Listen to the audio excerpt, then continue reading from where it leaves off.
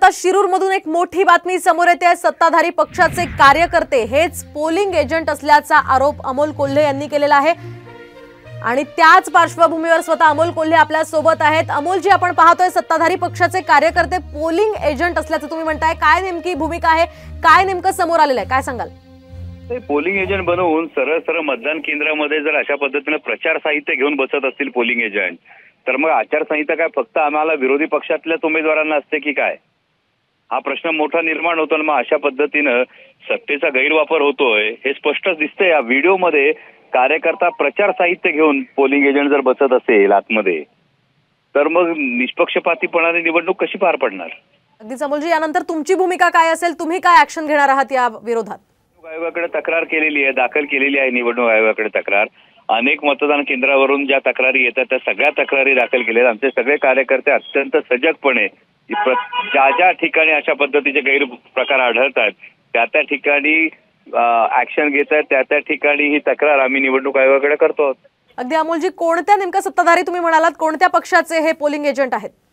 आता हे महायुतीच्या उमेदवारांचे पोलिंग एजंट आहेत जे त्यांचं प्रचार साहित्य घेऊन बसलेले आहेत समोर।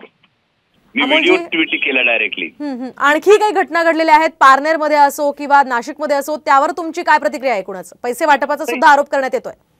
नाही, या पद्धतीचे जे आरोप होत आहेत मला इतर ठिकाणी काय कुठल्या झाले ते मला ठाऊक नाही। शिरूर लोकसभा मतदारसंघामध्ये कालपासून जे मला फोन आलेत कार्यकर्त्यांचे, जर एवढ्या विकासाच्या गप्पा प्रचारामध्ये ज्यांनी मारल्या असतील, त्यांना जर पैसे वाटून मत विकत घेण्याची नामुष्की जर ओढवत असेल आणि अशा पद्धतीने मायबाप मतदारांना विकत घेण्याची मानसिकता जर दाखवली जात असेल, तर मला वाटतं सुज्ञ मतदार हा योग्य तो निर्णय नक्की घेईल। नक्कीच धन्यवाद अमोलजी, साम टीव्हीशी बोलल्याबद्दल। एकूणच आपण पाहतोय अमोल कोल्हेंनी हा आरोप केलेला आहे।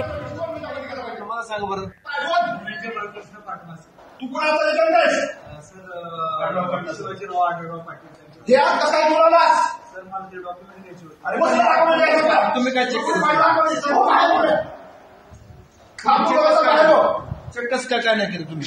साहेबांचं जॉब विचारा, साहेबांना ऑफिसर फोन येतं, तुम्ही साधा कसा तुम्ही काय चेक केलं? तुम्ही आतमध्ये काय चेक केलं? काय चेक केलं साहेब? मला साहेबांचा व्हिडिओ घ्या। तुम्ही एक सांगा की हे माणसाने काय आतमध्ये तुमच्या पर्यंत चालू ना, म्हणजे दुसरं काही लाच घेतली